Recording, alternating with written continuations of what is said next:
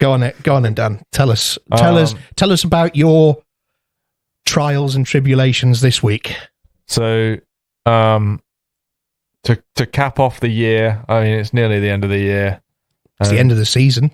Just when you thought things couldn't get worse, woke up this morning to a flooded hallway. Wasn't the tortoise's fault this time. At least we don't think so. But one of the radiators had burst. And like, you sent us a video of this as well, didn't you? Yeah, and it's not like a burst in like the pipe at the bottom or anything like that. There's just a random pinhole in the middle of the radiator. You saw the video, didn't you? Yeah. It was like somebody had punctured a can. Yeah. It was And it was crazy. a perfect stream. But you see, I came up with a theory to help you. So my theory is that your house is like actually alive and just really slow. So it tried to put out the fire itself just like 6 months later. And in the wrong room. It was like, it's been sitting there dormant, and then it woke up last night and went, shit, I'm on fire. Yeah. Yeah, we got a tray out to catch. So it actually started when we woke up. Well, Lauren went downstairs and I heard, oh, for goodness sake, because she just walked in her socks through the puddle. And she put a pan there. Wasn't that a layer of heck, wet socks? Yeah.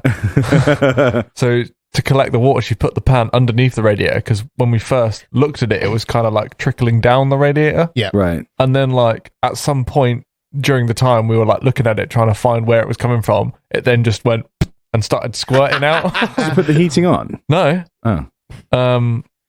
It might have been because we were like trying to find the hole or whatever that we like made it worse. I don't know. But yeah, we then had to move the pan from directly under it to the other side of the hallway to catch the water. It's an internal water feature. Yeah. People pay thousands for that. And I had to step over the stream to get out of the house. That radiator was dying for a piss. Yeah. Yeah, can't wait to not be in that house anymore. I've heard about radiators bleeding, but not bleeding money. It's fucking crazy. Oh, it's like a water balloon if you stab a little hole in it. Yeah. And it starts slowly deflating. Oh, bejeez. Yeah. No. So we had to turn like the stopcock off, and it eventually just trickled down. Welcome to another episode of Would a Panther Kill a Raccoon in the Wild? The show we were too lazy to pitch to TV. The podcast game show where two friends argue about the third's most burning and sometimes pointless questions in order to get a much-needed point in our season-long contest. In some rounds, the two answerers don't always get to choose which side of an argument they're fighting for, which leads to some quick thinking and often has them mainly persuading themselves, but more importantly, the questioner to believe in what they're saying. In other rounds, the answerers get a more open question where they can be far more creative with their choices, but they only get a short amount of time, and whatever they say first, they must stick with, no takebacks. Our special round for Season 1 is Round 3 Fight, where the questioner will pick a universe from which the answerers must pick a character within it, and they must convince the questioner that their character will win in a one-on-one fight to the death. That's the game. Well done, Dan. In other news, Dan, I am very, very sorry for your trials and tribulations this week. Oh, yeah. And yeah, you know, as you were welcome to shower here, I'll always help you out when I can. But I'd just like to point out, for those of you that doubted me, Elon Musk this week has completed the purchase of Twitter and is proceeding to lay off about 50% of the staff and demand the others work 80-hour weeks. Mad. So the ones that don't get fired are quitting. I haven't heard of this. So Mr. Musk doing pretty villainous things. So Dan, did you say the ones that aren't getting fired are thinking of quitting? Well, yeah, they're being asked to do 80-hour weeks. Yeah. He's basically halving the workforce and then asking half the workforce to do double the work. Double the load, yeah. Guess probably maybe not. Don't fire half the workforce and you'll be okay. Probably not getting pay rises either. Is this just to get out of like pensions and stuff or something? Because obviously it's the same hourly rate if you're paying someone else to do the same job. And overtime, I don't know about in the US, but obviously here, overtime generally, I don't think is it legal to pay overtime as a flat rate? Do you not have to pay like time and a half? Yeah, it's definitely illegal. It's sure. Because I remember when I worked in supermarkets, I got paid overtime. unless it was a bank holiday or a night shift, I'd get paid for the same rate. Yeah, the go-kart track, I'd get paid the same rate until we finished. Fair enough. Because there was no like specific cut-off time, so But technically no overtime.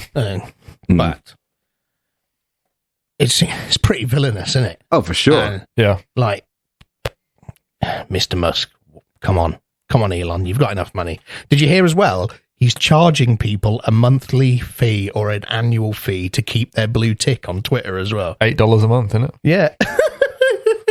Man, it's like a tax for a tick. So it's like tick tax. It's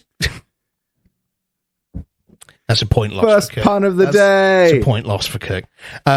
So it's fucking crazy because, like, Twitter now, Twitter as a social network is basically dead as far as I can tell. Like, I don't know anyone who actively tweets, but Twitter is almost like most people use it to follow celebrities and to follow the news. Mainly like comedians and things, right? Yeah. And they're pretty much all your like the only people who actively twit are celebrities like Elon Musk. Yeah. And Donald Trump. Yeah. So and Kanye West. Yes. Mr. West has someone needed to take his phone off him way before this. Way before Adidas did. But fair play, because if you bought some of the latest Yeezys, they're going to be worth shit tons now. Yeah. Like, they were already expensive, but the last Yeezys before he went anti-Semitic and got dropped. Fucking hell. The world's crazy. Yep. It is. Anyway, here we are, guys. Episode 12. Can't believe we've made it. We've made it. So we need to take a moment to I think we need to express some gratitude and be great and like be proud of ourselves, pat ourselves on the back. Mm-hmm. Because this week we're recording episode 12. And the same week we've hit 1,000 streams. Nice. On season 1. 1, 2, 3, 4. Yeah, well, it's more than that now. But yeah, over 1,200 streams, which is fucking like. I know it doesn't sound like a massive achievement in the grand scheme of podcasts. Like, there's podcasts out there that millions, 14 million, millions of people. But for us in this tiny little podcast, that's basically us bullying our friends to listen to it. Yep. Set up in James's living room. Set up in my living room with the social media presence of a crab. Sorry. I mean, I'll put it this way, like, our faces have never been on the Facebook page. Juarez has been on the Facebook page more than we have. Yeah. Or the Instagram. Well, no one needs to see your face. I mean, our faces. My mum says I'm handsome. Your mum says I'm handsome.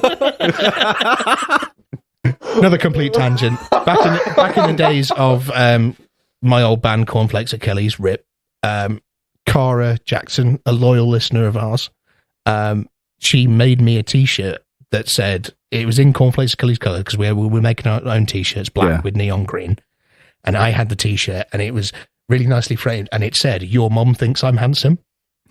And that was the t-shirt I wore for every gig until I got drunk and swapped shirts with a guy one night at a gig. And it was really brutal, and Cara was really upset with me, and I feel really bad about it. I'm sorry, Cara. I would like to formally apologize. It was a shit Iron Maiden shirt. It was just the guy was a big fan of us, and I felt bad.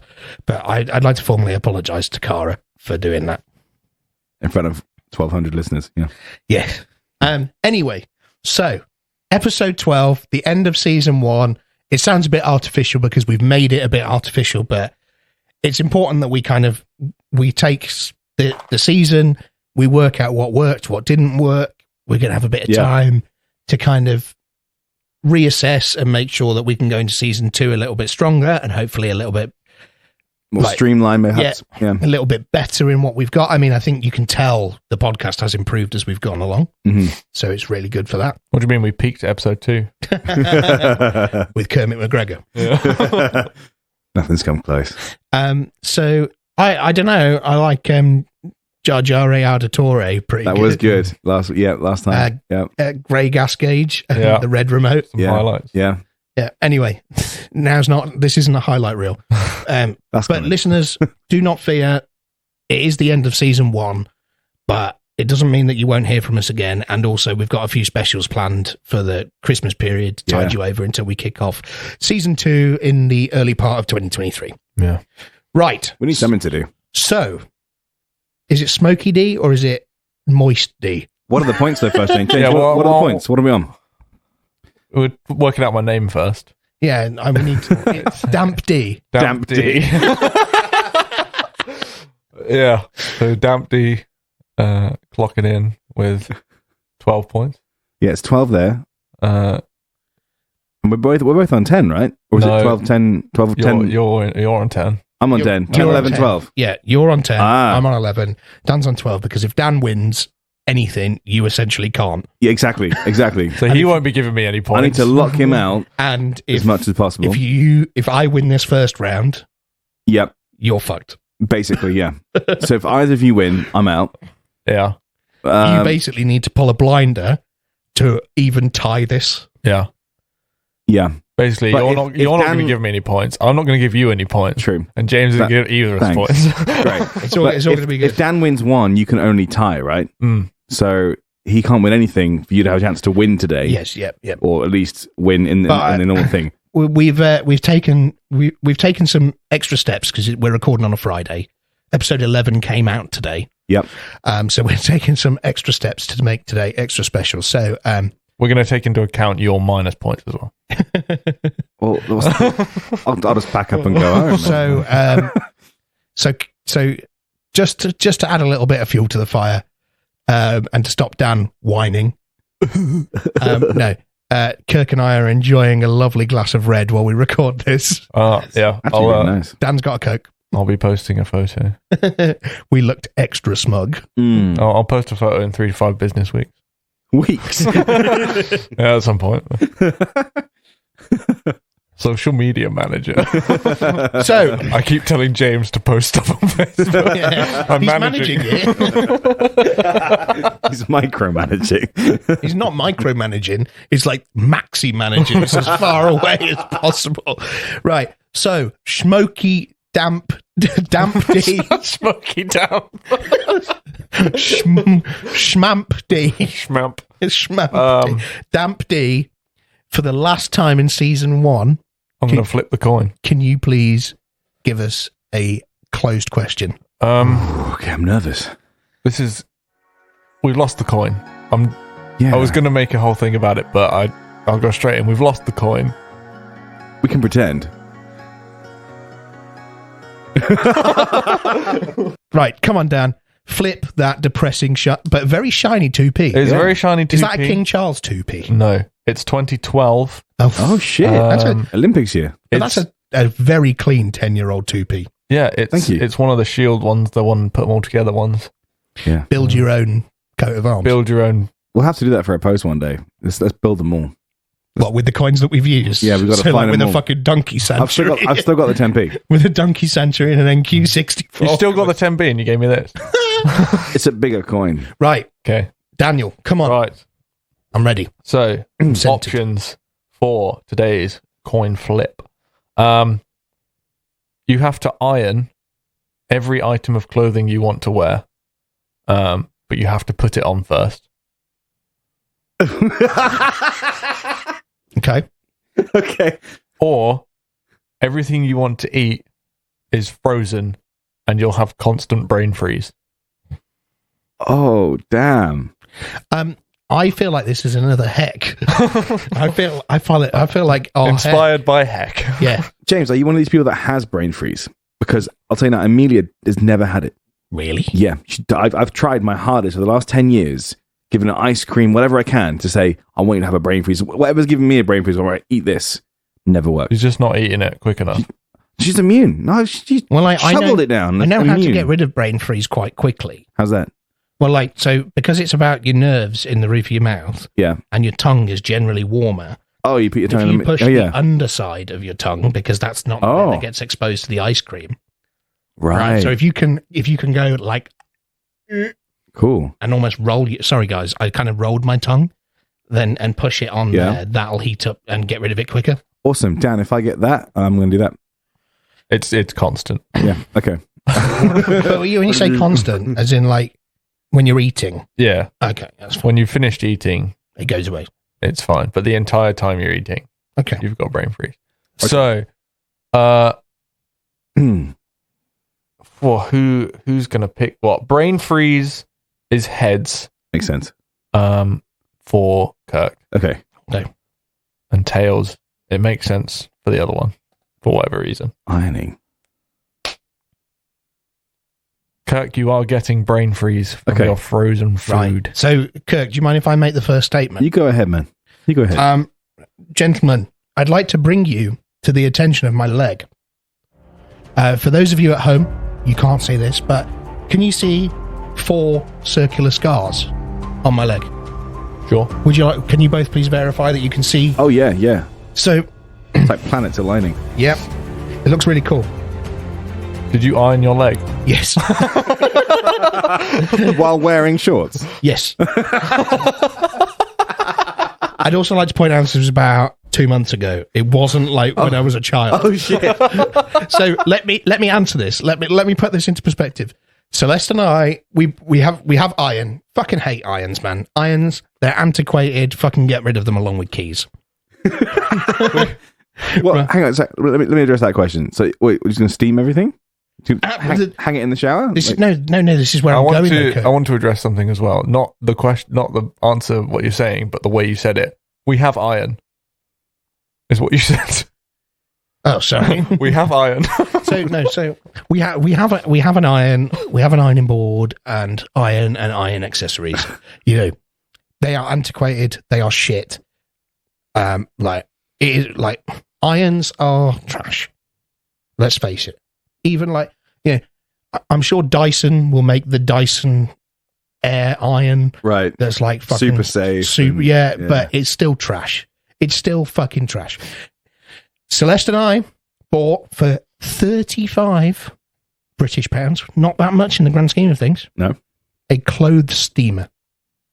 And it's fucking incredible. You basically hang what you want up on a hanger, put water in this like you would an iron, and then it's basically like a vertical iron. But it makes life so much easier because you haven't got to get the ironing board and shit out. You literally hang your shirt on the door. So I've got one too. Yeah. Right. So that is where you'd have to go with this, because realistically, an iron, well, that's fucking ridiculous. So surely I could Now, I had a bit of an ADHD moment. I was sat in my office at work, my home office a little bit. I wasn't actually working at the time. I was just sat in the office. I was playing on my racing sim, fucking wheel and an Xbox. It's not that good. And I got this crazy idea. Maybe to help remove the wallpaper that I was trying to strip in there, could use the steamer. Right. So I did it. Fucking worked. Oh, James, you're a genius. It's going to be so much easier. What we're going to do is clean up the steamer so Celeste doesn't know that you've used that because you knew. Yeah. But we're going to use the shit old iron. Anyway. Then, ADHD brain jump again. Right, this is how my brain works. It just 1 minute I'm like, boom, boom, boom, and I'll end up in a totally different place because I'm just on a roll. So I was like, oh, this steamer's pretty good. I wonder if I hold my shorts like this away from my skin and run it, do you reckon it'll iron it while I'm wearing it? So I tried it.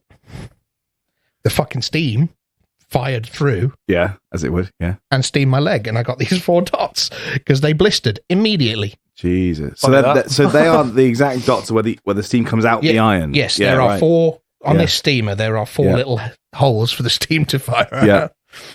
Okay, yes, I might have had a beer or 2 while I was playing my racing sim. I hope so.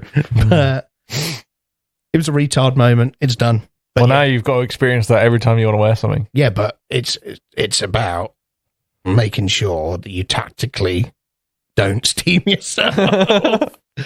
You can hold, even if you're wearing it, you can hold the clothes away from you for the most part, as long as you wear loose fitting enough clothes.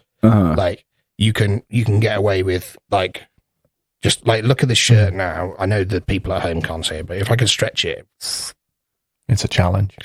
It'll take me ages. I grant you that. But it can be done safely, I think. What the back? How'd you hang the back? That's going to require assistance, in all honesty. It is. I don't. You're like this a minute ago. You're meeting your new senior manager, and you don't want to fuck this up, but your back is crinkled to shit with this new shirt you've got. Blazer. Okay, you can sweat your way through. I have a way of sorting that out. Okay, are you happy for me to give him help? Yeah, okay. As he never does for me. I'm teasing. Turn your shirt around. Oh yeah. Oh, we're back. I like that. Yeah. Do you want to know what I actually do in these situations? Panic. No. If I have a genuine like I need to look remotely smart, like not suited and booted, but like, shirt presentable for something business. Do you know what I do? I've got a jumper. That jumper is a size too small. And I wear that. It covers up all the creases on my shirt and tucks everything in really nice and neatly. Yeah. So I look like quite trim and everything looks neat and and it doesn't crease because it's too small, so it stretches. It's genius, actually. Quite like that. I'm an engineer. Dan, can I ask about mine? So can you just yeah. Just remind me what it is. I just spilled Snoop Dogg's wine on my shorts. Oh no, you can't iron that out. Frozen. Everything you eat has to be frozen. Everything is frozen. Yeah. Okay. So like you can cook it before, so you're not eating like raw, whatever. I was going to answer. I thought like just straight out of the packet. Obviously, meat's not a problem for you, so it doesn't matter. Yeah. But like you can cook anything, like make yourself a curry or something, but then you've got to tub it up, put it in the freezer. Oh, okay. I don't got to eat it frozen. Okay, cool. So is that okay? Wait, cool. That's gross. It is. It's pretty gross. I just thought you meant that everything would give you brain freeze. I didn't think you literally meant like you're having a curry popsicle. No, curry popsicle. Curry popsicle. Oh man, can't even get a fork into that. Like, what happens if you just want a meal deal? Pop it in the freezer. I can give you Insta freeze if you like. Insta freeze. Nice. Insta freeze. I'm now Elsa. I was going to say, because otherwise you've got to plan your meals like six hours in advance. Like it's like you wake up in the morning, you roll over in bed to Amelia, and you say, "Morning." She goes, "Morning." She says, "Did you put my porridge in the freezer last night?" She goes, "No, I thought you were going to do it." Oh. I'm not eating till lunchtime. However, I can argue that because I guess I'd probably own 4 freezers at this time. I mean, I would stock up. You definitely need a fucking chest freezer. Yeah, for sure. So I could just eat something else. It's not going to make a difference at that time in the morning, is it? It's not. Nothing's going to taste any better. At least you can prepare for quite a long time. Yeah, Kirk has to become the king of meal prep. To be honest, I'd probably just smoothie everything. I mean, yeah, that's not a bad shout, actually. Yeah, make it like a protein shake. Just go with that. It's going to be cold, but at least I can drink it. Also, as we all know, when you freeze water, you get more water. So I get free water out of this. Not heard of that? No, Kirk, I just disagree. Defrosting. Oh, that's I don't. No, I disagree. It expands. It expands. Water expands. And then shrinks again when you... Well... It doesn't multiply.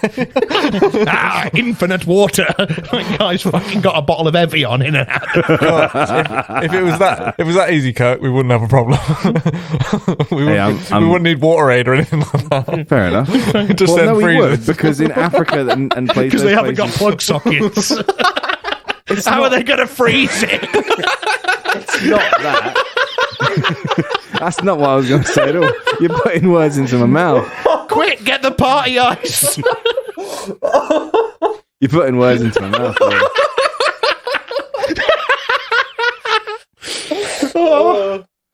I'd like to think that Africa's going through the same energy crisis we are.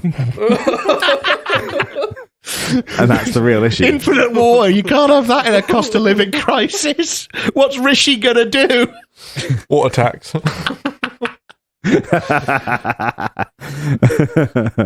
So I get brain freeze with everything I have. It's going to be painful. I'm not going to lie. Can I ask a question? You must. It's anything he eats, right? Where are you going with this? What if he wants to eat poontang? He's vegetarian.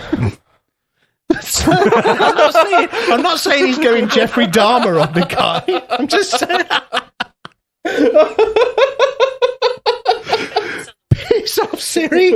I'd like to point out it's also called tossing salad. Oh, so we were having this complete sidebar. When we went bowling for Sean's birthday, as you guys will know, Sean has a mustache. He does. And I was trying to convince him that he needs to name his mustache.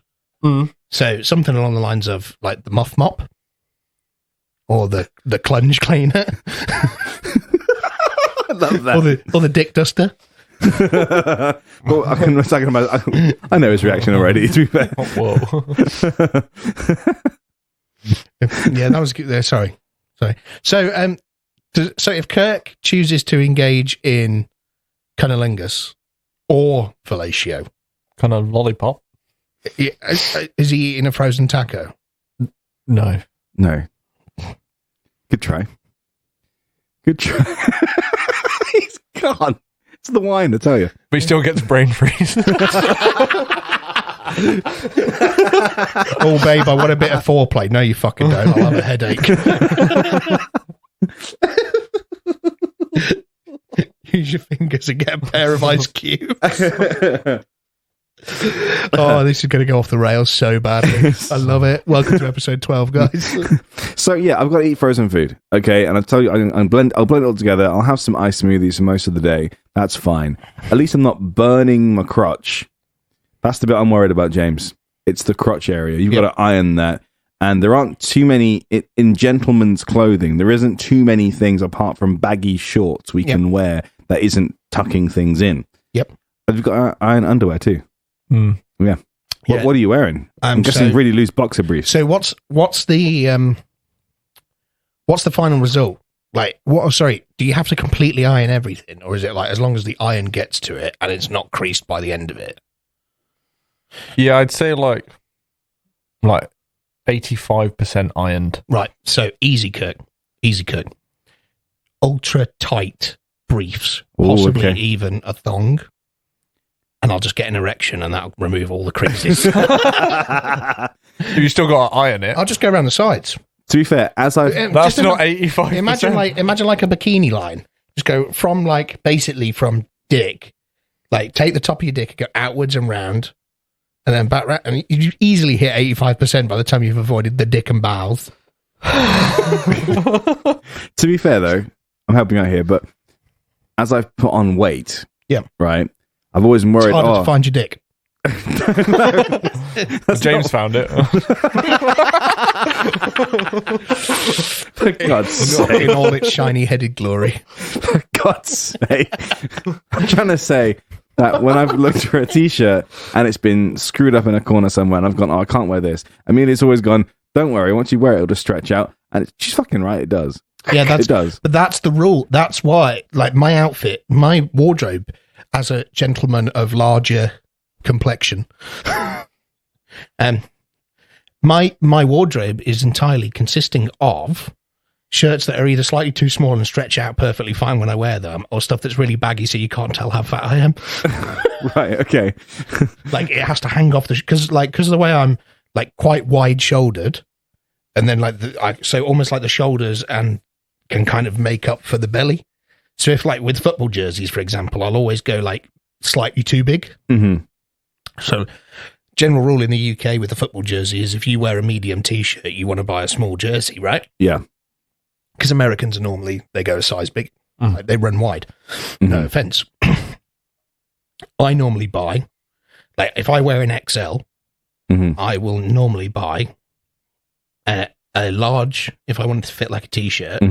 If I want it to fit like a jersey, I will still buy the XL. Because that way it all hangs loose in all the right places. Yeah. And the weight of those things, they iron themselves. Yeah, it's true. I mean, socks. Do you need to iron socks, really? They kind of... Oh, I didn't think about socks. That's a good one. Oh, they are tight. It's not the need to do it. It's you are required to do it if you want to do anything else that day. Can I become a nudist? Go on. Sorted. All right. Okay, so he's naked. I mean, I can quite like people live perfectly happily as nudists. I can embrace it. I mean, he works from home 4 out of 5 days a week. You work from home. Yeah. So really, I've only got to close your curtains. Well, the curtains are closed anyway. Yeah. So we got to do is iron once a week. Yeah. Well, basically, once if I go into the office and once if I go to football. So yeah, I'll become a nudist. Kirk, how are you going to deal with brain freeze? You can't become a brain freezist. It's much harder. Much easier to hide than being a nudist. Yeah. What if us lot want to come over? Yeah. You have to iron your pajamas. Just gave me then. You're like, what do you mean? What's wrong with that? I'll enforce nudism. Oh, brilliant. Nudism isn't a sexual thing, Dan. This is a no-clothes house now. If it's not a sexual thing, it's not a sexual thing. It's a natural place to be. Cool. You can still get arrested for it though. Not in the privacy of your own home. No. Exactly. But if someone saw you from your window, no, that's fucking irrelevant. Is it irrelevant? I've always wondered this actually. If you were, let's say, a fear. It's a big fear of mine. Like if I walk into the because I'm quite guilty. Not now with my current living situation, but when it's just me and Celeste, I'm quite guilty of I'll walk out the shower, bollock naked because I've forgotten my clothes. Yeah, and I'll walk into the bedroom and I'll be like, shit, the curtains are open. Oof. Right. But is it indecent exposure? If someone sees you, if a neighbour frequently sees you, is it indecent exposure? I really don't. Then they're peeping toms. Yeah, I guess, but you're flashing. We've got your nads out. I reckon quite a few people at my first year of uni saw me because I'd leave my curtains open for the place that my building was. Have you ever been to Singer Halls? Yeah. Mine was on the courtyard.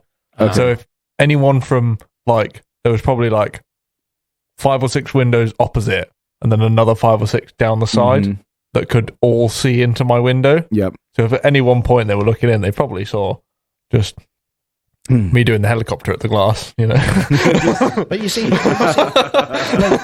the world isn't at that point anymore. We've still got net curtains because we live in an ex-old lady house.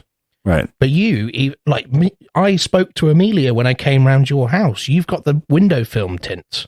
Yeah, that's true. And I'm looking at buying those window film tints. And that becomes a different scenario because, I can walk around the entire house bollock naked and no one's going to see in because they're just going to see their own reflection. It's good. And there we go. And as long as I don't position a mirror outside the bathroom door so that when I come and have a conversation with my friend... I didn't know it was there. Kirk said he wanted to share the room with me that night. He said he was nervous about sharing with someone else. Because we both snore. Not because I wanted to get my wang out. The question is, did you point it out straight away or did you just let it happen? It was a good 4 seconds. 4 seconds. It was a delay long enough for the two of us to realise what happened. It was Kirk walked out the bathroom and started talking. And I'm watching telly, and you know how when someone talks, you immediately look in their direction. Yeah. So Kirk was at the open bathroom door. Now I couldn't see the open bathroom door from where it was. Just a mirror, but the mirror was opposite. So it was I looked over in the direction of Kirk so I could listen, and then we kind of locked eyes in the mirror. And he went, and I was like. And it was we both it was I saw what I saw, we locked eyes, I looked away, he looked away, it was and then Kirk was please I can tell what Kirk's exact thought, which was, I really hope he doesn't bring this up. I just seen Kirk's penis. And he's brought it up ever since. Yep. Yeah. And that's why we're friends. Standard behaviour. So I think that's another benefit to this is Kirk would then get to see my penis and it wouldn't be that much of a big deal anymore. Everyone would get to see my penis. Which is a nudist. I'm cautiously well guarded over it. But if the choice is first degree burns on the daily or getting my wang out, easy, mate. What if I can wear something that can't be ironed? Like what? Chainmail. Chainmail. You'd still have to iron it. It'd just get hot metal. Rubber. You don't. Oh my god! I could get rubber pants. They used to get for fucking people who couldn't have bladder control. Yeah, they would sweat like a motherfucker. Yeah, but they wouldn't heat up when the iron touches them. They're an insulator of heat. Sure, and they wouldn't respond to electricity either. We're not going to try that out. Well, I don't know about you. It wouldn't be very comfortable either, surely. Yeah. Just for when guests are around. Oh, I see. Oh. The noise it would make. Oh, my God. Oh, no. So the choice is, Dan, nudist / rubber ducky things on your bits. Or rubber ducky dicky. Yeah, rubber ducky dicky. Or, like, it comes down, even with the frozen stuff, right? It comes down to, if I didn't enjoy food anymore because it's all frozen, all I really need to do is take all the nutrients I need for that day. So I could just get shot glasses of all the things I need to digest and shot them down nice and quick, 2 or 3 times a day. To be fair, I think if I was getting like that, like, I'm giving Kirk a fucking point here, really, aren't I? But I just get, like, you know that, what is it, Huel? Right, Huel. Yeah. You know, exactly. like the basically meal stuff. Replacement liquid. I'd basically just have Huel popsicles. Yeah. Like, I'd just make my own Huel, basically. I'd make my own Huel. That's a point off for Dan. Yeah. We're still in the game, guys. Yes. Barely. You both lost a point when you opened the wine bottle. Damn. It's quite nice, though. Yeah, I'm enjoying this. I think we've probably got another half glass each if you want it. Fantastic.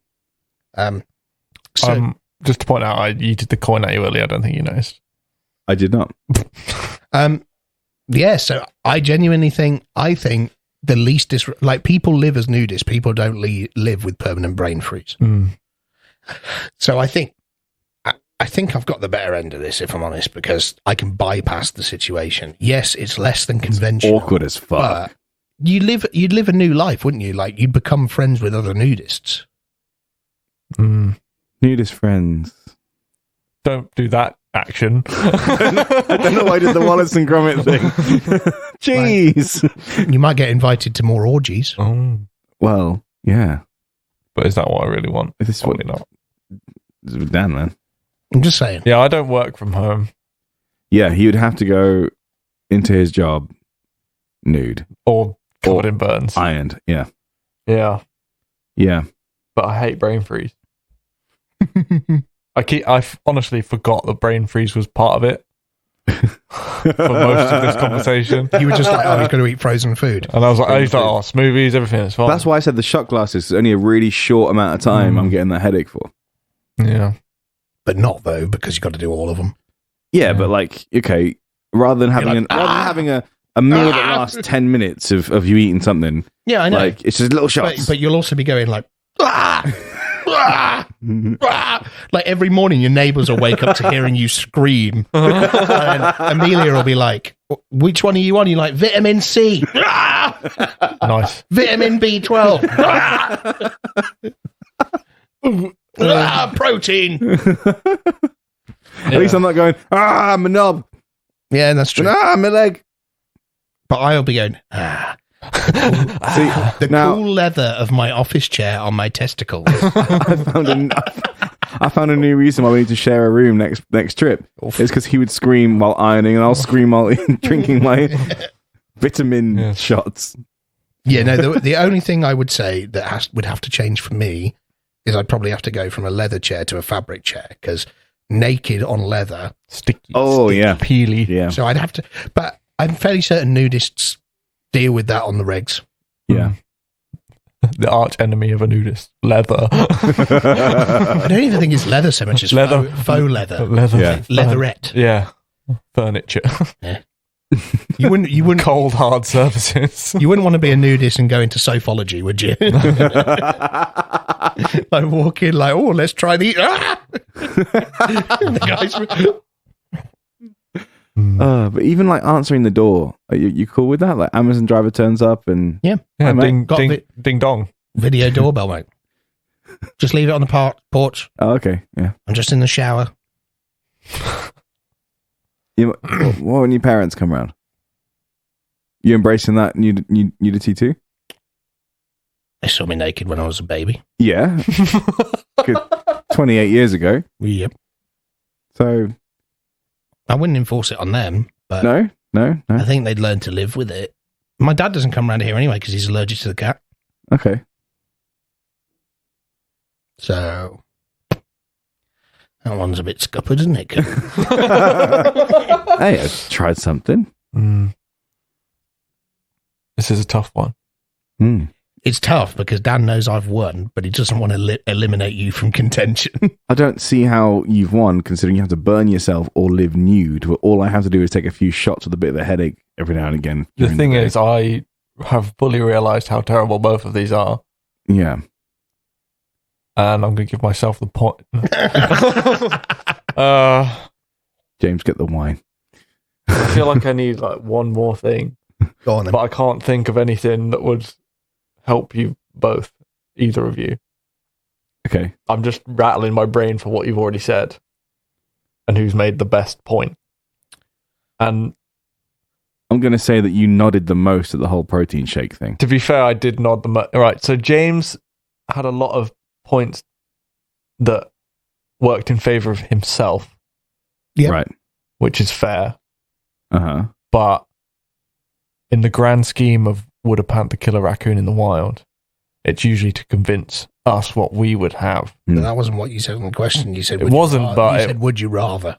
So as we always say, would you rather? Yeah. But it's always to all I'm convince- saying is at no point has James, Dan clarified it's until your now. line in the introduction speech. We have to convince the questioner. Yeah. It's your line. You're Fair arguing with That- yourself. James, that's the game. Yeah, that is that is the game. Could I wear raccoon skin? You have to iron it.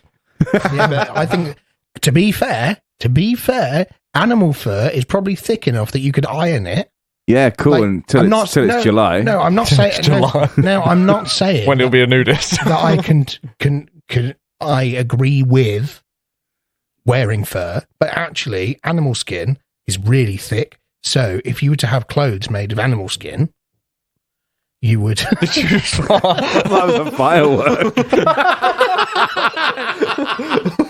if you were to wear clothes of animal skin, you could probably iron it and not feel the burn. So here's the thing.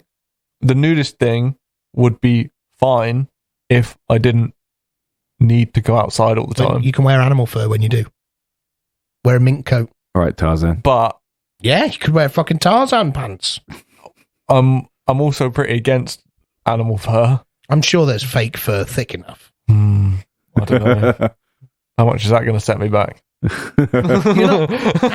How much is living your life in protein shakes and shots going to set Just a you back? chest freezer. Literally a one-off payment of $9.99.99.99, and I've got a chest freezer. And I am leaning towards Kirk because of the smoothies. Yeah. I love Lauren can sew, right? Lauren can sew. Yeah. This rug, pretty damn thick, right? You could iron this while you're wearing it and not feel it.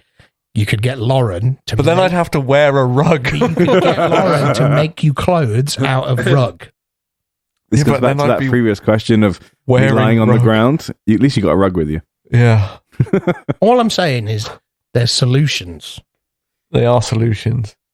But there's a lot more work involved in said solutions. Yes. Compared to what? Compared to having to fucking get your micronutrients out and fucking freeze them.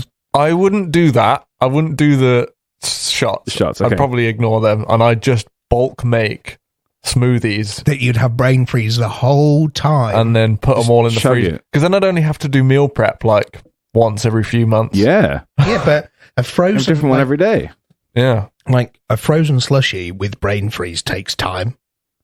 You get good at it though. After a month, you get good at that and chugging it. Get a nice big thick straw. Iron it. Put it on and iron it, and I'll give you the point. Get the steamer. Thing is, when it gets really cold and he doesn't want to go outside, he's also got to iron his scarf and his hat. You know, that's. I'd get one of those Davy Crockett raccoon skin hats. Yeah. It's a look. It's a look. It's a look. I'll give you that. I'm gonna wrap it up and give Kirk the point. Oh. Yes. I would also like to say that you both found solutions to it way quicker than I expected you to. Okay, cool. And way better than I expected you to. I thought there was going to be a lot of dumb answers. And there were, but at least they were roughly logical dumb answers. Yeah. Thank you. Can't say I agree, but I will respect the decision. I think that was one of my toughest decisions to me. No, it's one of them. I know Kirk's in desperate need of a bone to be thrown. So. As much as I wanted to, as funny as it's been to rule them out now, I'm trying not to base. Fuck you guys. Shut up. I'm trying not to base it on who's got what point. Yeah. Okay. Yeah, that's what I did last time too. Right. So let's Move on. Let's go on to my question. Piss off, Siri. The amount of times I've edited out piss off Siri, by the way. So it's not even a running joke for the audience. I think I left one in. So, the name of the game, chaps, is Sabotage. What you got to do is I'm going to ask you a fucking stupidly easy question here, chaps. One that you guys should be able to answer immediately. But you're picking the other person's answer. So, what I mean by that is, let me say, I ask you what is your favorite color? Right? Right. And then I know that's totally random, and your favorite color might be green, Kirk, but you have to say make the purple. Yeah, make the thing as awkward as possible. And Dan has to argue for purple. Dan, you might tell Kirk it's mauve. Yeah. I don't know. Yeah. Right. So here you go, chaps. Here's a simple question. And I think this is a question that our fans probably think we've been leading to. So I think it's quite good to almost end season 1 with this. But it fucks it up. Let's reverse it around. I want you guys to tell me. Would a panther kill a raccoon? No. I want you to convince me, what is the greatest science fiction franchise of all time? Oh, the greatest. And we're trying to win, right? Yes, you're trying to win, but remember, you're picking the other person's, so you want this to be as difficult as possible for them.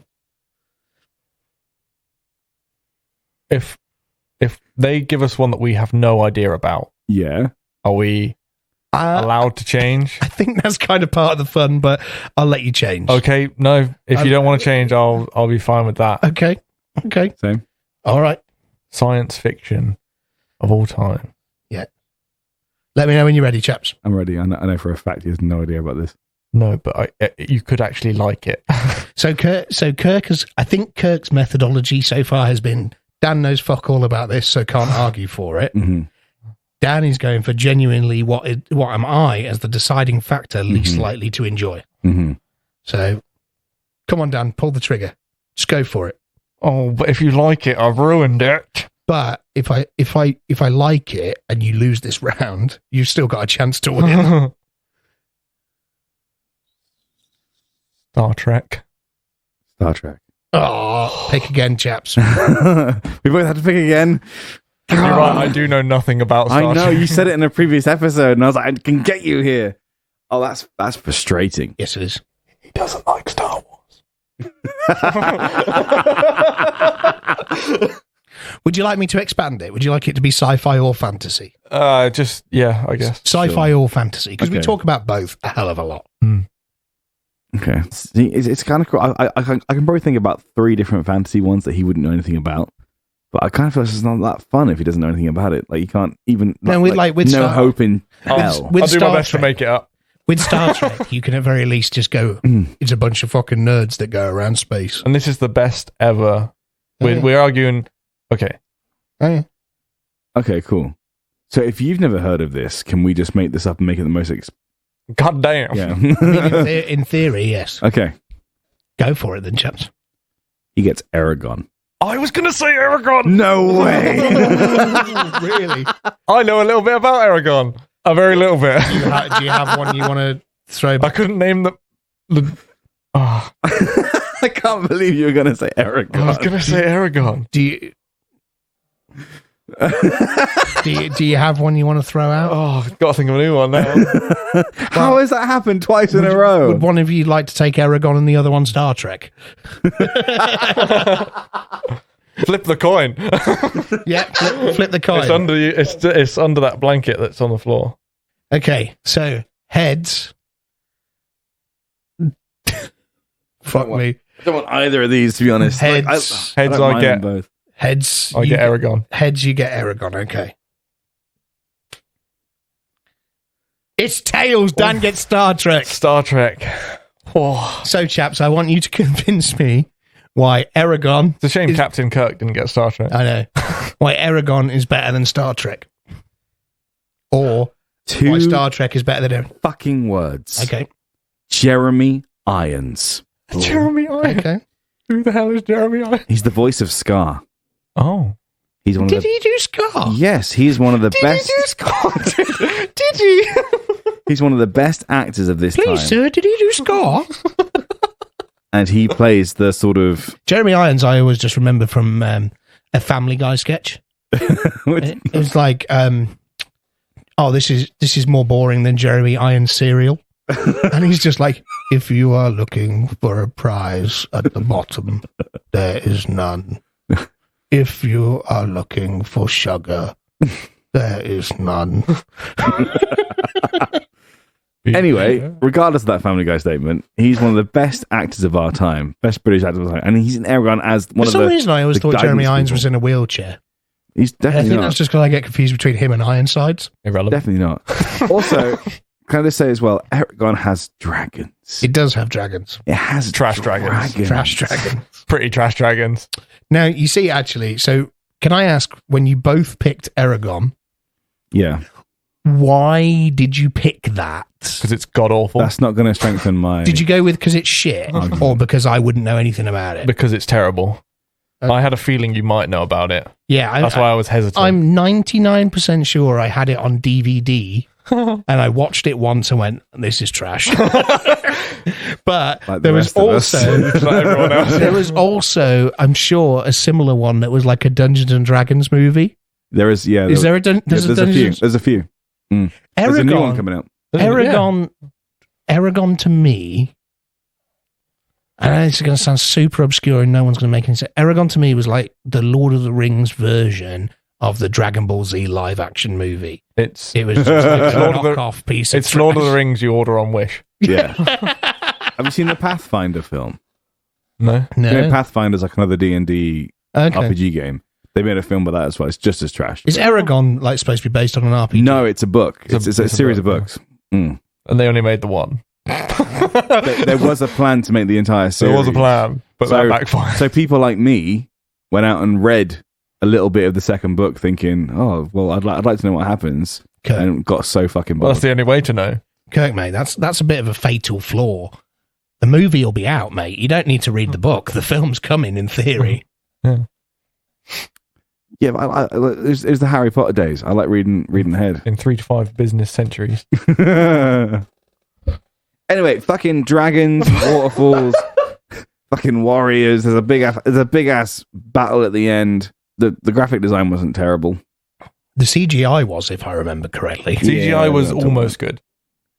It was like, was it that over for the time? It's that awkward time. It was that over the top where we're trying to make it hyper realistic, whilst at the same time. Did you ever watch the Merlin series? Yes. The one with the kid that looked like a shit version of Benedict Cumberbatch. Yeah. Was it actually him or not? No. Yeah, it just makes. Do you know me who feel like the kid from Merlin? Do you know who he looked like to me? Remember Dexter's Lab? Mm. Remember the Mandark? Mandark. Yeah. He Okay. does. Are we allowed to look up anything about? Yeah. Well. Can we? Oh, I thought no. That defeats the point. I mean, No, I'll let you do some quick research. You brought Eragon up first. yeah, for you to have it. Right, come on, Dan. Talk to me about Star Trek. I brought Star Trek up for you to have it. Talk to me about Stu Trek. 2 words. That's how I started mine. Patrick Stewart. Okay, so are you a next gen what's it? He doesn't even know which generation that is. Not a clue, mate. He has no idea. But that brings me to my next point. Star Trek has a lot more variety. Yeah. Than Eragon. If you're not feeling one of them, you've got another one to go to. You know, you can completely out of continuity, I think. And then there's crossovers. But then who doesn't love a good crossover? Leonard Nimoy.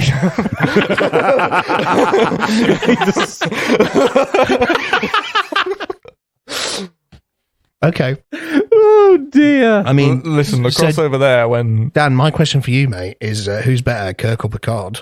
One of them. What about you, Kirk? He sat right there. Kirk every time. You reckon Captain Kirk's better? Really? He sat right there. Even played by Will Shatner. Especially played by Will Shatner. You know, Will Shatner has spoken word albums. Yeah. Where he basically fucking like there is genuinely a cover. I think it was done for Futurama, but it's still fucking ridiculous. Of Will Shatner covering the real Slim Shady. Oh, yeah. And he's like, "Yes, I'm the real Shady, the real Slim Shady." Nice. Will he stand up? You other Shadies are just imitating. Won't the real Slim Shady please stand up? Fucking dick. Patrick Stewart, on the other hand. Class act. Yeah. Now, I just wanted to point out that I love Star Trek. You're a Trekkie. I wouldn't go as far as Trekkie. I actually hated it in my youth because of my name. But then I thought, bite the bullet, let's just see what it's like. And I actually really enjoy it. So this is actually against every fiber of my being to try and argue against this, but I'm going to do the fucking best thing I can. Your point's fucking irrelevant. Because although you've got different fucking generations to go to, they're all a fucking story about 9 people sat in a room. Yeah. To do fuck all else. They occasionally visit planets. At least it's got some story. Eragon's got a story. It's just fucking ripped off. I can't help that. It's in the books. You're better off reading them. That's a good point. I mean, so my exposure to Star Trek is very little. I've watched a couple of the episodes and I've seen multiple parodies on several different TV shows that I actually watch. And the closest thing to regular Star Trek viewing I actually watch is the TV show The Orville. Okay. Have you seen that? I thought you were going to say Big Bang Theory. No. Fuck Big Bang Theory. I hate Big Bang Theory. Really? I enjoyed it. It's a bit stale. Yes. Do you know what? Most of the time it's just fucking shows with laugh tracks. I'm like, yeah. Fucking don't tell me when to laugh. I'll laugh when I fucking want to laugh, you pricks. Make it funny. Don't make whenever someone tells me a remotely fucking ridiculous joke. Like, imagine if we had a laugh track on this. It would just be constant. You realize it was live, right? Because we're fucking hilarious. Yeah, but they added it in after as well. Oh, yeah. They added extra. Okay. Oh, yeah. Fucking ridiculous. Yeah. Ugh. It's like the fact that then, sorry, rant time. The fact that then spun Young Sheldon as well. Fucking hell. I like Young Sheldon. I do. I think it's a great show. I have a point. When's old Sheldon coming out? Oh. When's dead Sheldon? When's Big Bang Jr. coming out? When's that was technically the last episode, wasn't it? You never got there, but it's okay. When's How I Met Your Big Bang coming out? It's like I've heard. Is it How I Met Your Mother Superior? It's like now I've heard that they're doing How I Met Your Father. What the fuck's that about? Oh, it's terrible. I've not seen it. It's on Prime already. It's been on there. It's terrible. I've not seen it. It's been on there for a year. Those cursed words. It's fucking AIDS. It's awful. No, I have seen it. It's awful. Yeah. And it's like, what's next going to be? How I Met Your Stepdad. How I Met Your Mother-in-Law. I've seen quite a few of those. Well, you know, How I Met Your Stepbro, The Big Bang Theory. Yeah. Sorry. But The Orville, genuinely a class show. It's a massive, like, it's basically a serialized parody of Star Trek with enough seriousness in it to make it, like, viewable, but enough, like, comedy in it to make you actually fucking howl. Seth MacFarlane acting as it's not cartoon. It's full live action. Yeah. With Seth MacFarlane starring as the captain of his vessel, the USS Orville, and it's like his first officer is his ex-wife. Yeah, and it's fucking. It's funny because it's everything I imagine Seth Green's head would be in terms of Dr. Evil meets Star Trek. Yeah, that's what would pop out, but it was Seth MacFarlane that did it. Yeah, yeah, it's interesting. It's very interesting, but yeah, I mean, like I said, I've not had much exposure. Like Star Trek is one of those things that's like a cultural phenomenon. Like I definitely believe Star Trek has more cultural weight. Yeah. Aragon. You're a fan of parody, right? Yes. You're a big fan of parody. Yep. Have you seen, is it Galaxy Quest? Is that what it's called? I haven't seen it. It's a parody film of Star Trek. Okay. Steve Carell. Right. Is it Steve? Is it Steve Carell who runs it? Same one I'm thinking of about the galactic, where they're like actors, but then they actually go to space or something. Oh no, different one. What am I thinking of? I'm thinking of the other one. It's been a long time since I've seen it. Oh, you're thinking of Evan Almighty. No. What? I'm thinking of the one where they take the piss out of Donald Trump's space faction. I thought it was called Galaxy something. I don't know, but there's one called Galaxy Quest. It's basically a parody of Star Trek, and you know how parody films are usually really quite bad. This is actually a good parody film. Okay, it's like, you know, it's saying something when your parody film is better than the film you're arguing for, i.e. Aragon. I actually recommend it genuinely. It's quite a fun. It's got Ripley. What's her name? Oh, Sigourney Weaver. Sigourney Weaver in it. Why didn't either of you claim Alien? That's a great franchise. Oh, reverse. Why didn't any of us claim Star Wars? I mean, you could have taken the reversal round the whole other way, couldn't you? And you could have given the... We could have done. You could have said... But to be honest, the best thing about my film is it's Aragon. Yeah. It's gone. What do you mean it's gone? Because it's so bad. You're arguing for what's the best here, mate. Yeah, no, he's right. But that's why it's the best, because you can watch it and you never have to watch it never again. You could say that about anything. You don't have to watch but anything. I'm arguing for Aragon. Do you know what, both do you want to know something that I passionately hate that you both could have thrown out is Prometheus? I haven't seen Prometheus. You haven't seen Prometheus? No. I'm working my way through the Alien series. Okay. I haven't got there yet. You can skip Prometheus. Just stop at number 2. Oh. Yeah. You can watch number 3 if you're feeling frisky. AVP?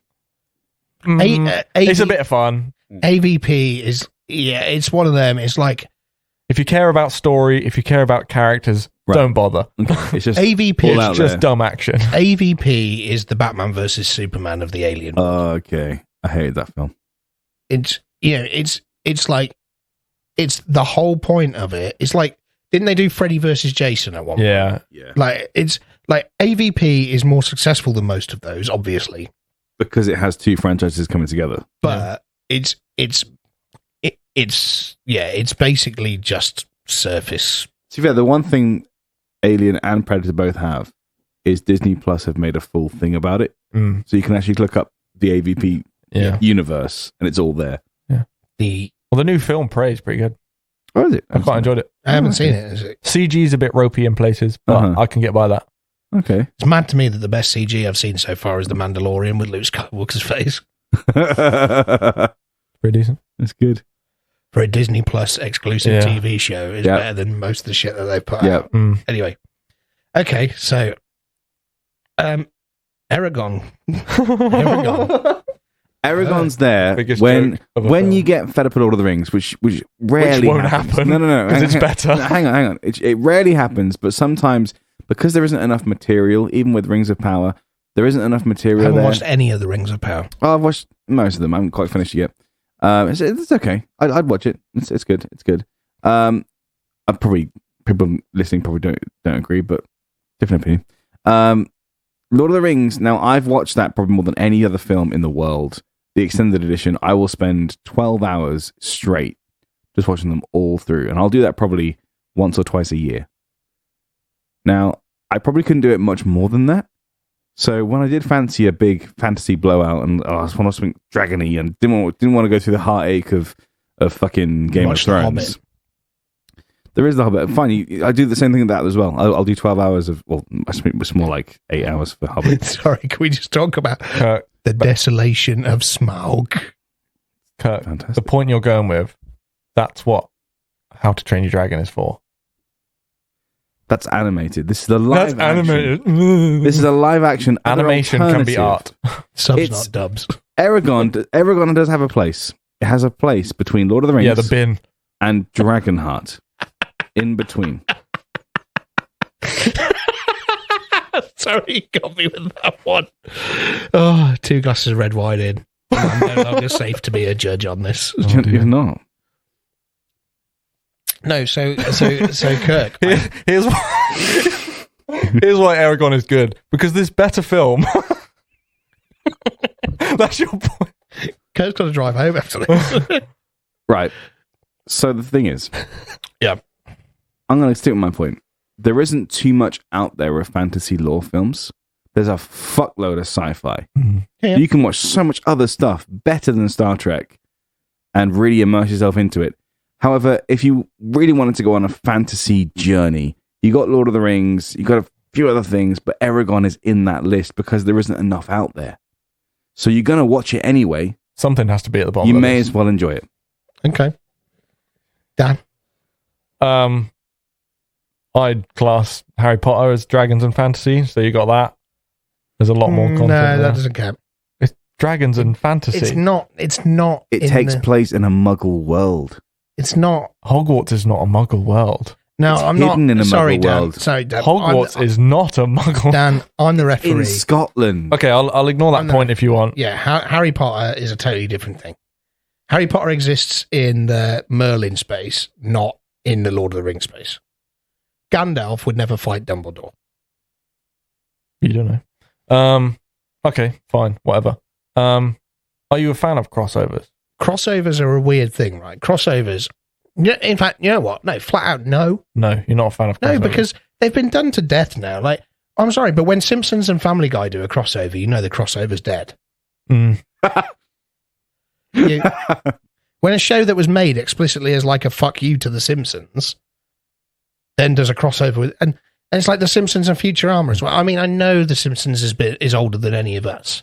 No. But fuck me up the wall, Simpsons. Rely on your own characters. You've got enough of them. Well, if you hate crossovers so much, Star Trek and Star Wars will never cross over. That's true. You don't have to worry about that. Eragon, what's that going to cross over with? Lord of the Rings. It never would. So, can I have a question? Do you rank the Dungeons and Dragons film higher than the Eragon film? I'd say they could cross over. Nice.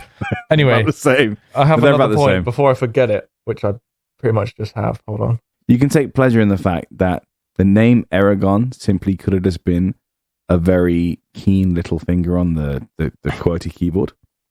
They want to type dragon. Missed. Eragon. So they're frank. Sure. So you're telling me that this Eragon will never be multi-book series, yeah, followed by a flop of a feature film, yeah, has entirely written by a guy with dyslexia. Sure. Let's embrace that. You're supposed to be arguing why it's the best, right? What? What did he say? What? You're supposed to be arguing that Eragon's the best. Yeah, I know. You're not helping yourself. I'm saying the worst possible outcome so far, and I'm building is up. Watching Eragon. Right? Right. You've said that his favorite franchise will never touch yours. What good are you doing? That's true.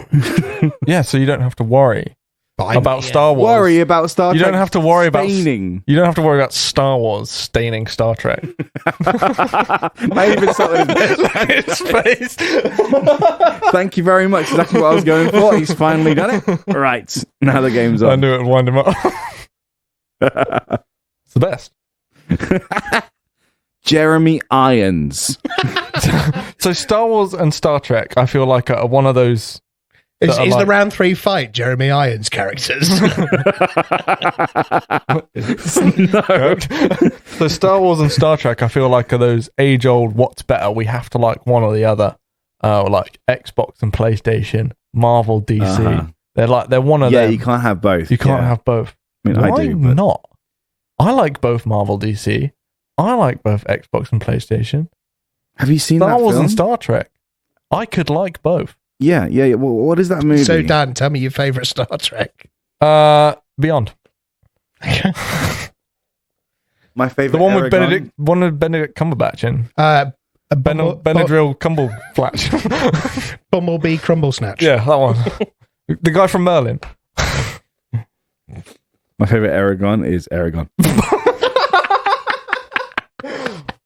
My favourite Aragon's the one that never got made. That's rough. My favourite Aragon is Peach Dragon.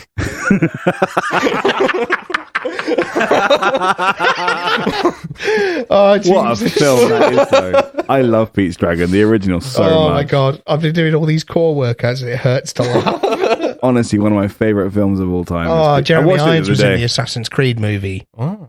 That doesn't help his cause. Oh. He was also in The Iron Mask. Oh, yeah, look, he was Brom in Aragon. Fucking Brom. It's like Brum. You can't... He doesn't love Brum. Brom. Yeah. The car. He doesn't love Brum. Brom is the best fantasy series ever. A car that drives from Bourton-on-the-Water to Birmingham every day. That's a long way, you know. I've met Brum. I've met Brom. Have you been to the Bourton-on-the-Water Museum? Yeah. Amazing. He drove all the way to Birmingham. He's near Stow-on-the-Wold. That's not close. It's not close at all. No, and got some mileage on him. And one time he came into Coventry because I've met him twice. One time I went to the museum. One time he was in Coventry at the Lower Precinct for the opening of The Entertainer. Sorry, are we talking about the car? Yeah. You've met a car? Yeah. Okay. Yeah, Brom. The one that they used to film with. It's like holding the One Ring. I've met Bumblebee. Oh, really? Transformers. He was in Milton Keynes. That's pretty And so sick. was he transformed? Yeah. Are you sure you just weren't standing next to him? No, he was walking around. He was walking around. I shook his hand. Fucking Dan just went and stood next to a Camaro and went, this is different. No, he was in... different, Dan. It was when the film came out and he was in there. He was with Barricade, the police car. No, this is different because that one's CGI to fuck. Yeah, Brum. I think I'd rather meet Brum. He was actually on the screen driving around. Yeah. It was that actual one. Have you watched Brum back in like recent times? It's fucking awful, isn't it? Oh, Brum. I mean, Brum's a bit of a social justice warrior, if you ask me. Like, he's a bit of a dick. Yeah. Yeah. Like there's kids graffiti and he starts beeping at them and trying to run them over. And it's like, who'd win in a fight, Brum or some youths? Right. I think we're done with this, guys. Fuck me. I hate the pair of you. Oh, this is so difficult. You know you want Aragon. You don't want Aragon. Oh, we've established Jeremy it's the worst movie. Irons. Oh, Kirk, you really struggled. You kept forgetting that you were arguing for the best, didn't you? No, actually. Actually, I was trying to say... As much as you wanted to like Aragon, you just couldn't. Everything I said was better than what he said. Right. Oh, God. Even the typo thing was better than at least it won't touch Star Wars. I hate you both. I'm going to give it to Dan. Fuck you. I'm sorry, Kirk. I'm going to give it to Dan. Put Aragon in the bin, mate. And unfortunately... It did in 2006. Or unfortunately, that does mean that I think... I'm out the running. I lost on Aragon. You're out the running. I'm going to burn it. And to think, I chose Aragon on the coin flip. Yeah. And Kirk, I'd like to remind you, as salty as you may be right now,